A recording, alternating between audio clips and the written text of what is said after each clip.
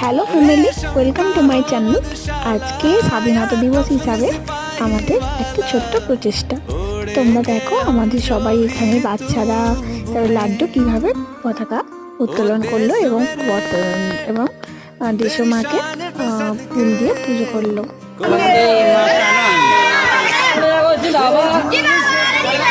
বন্দে মাতরম।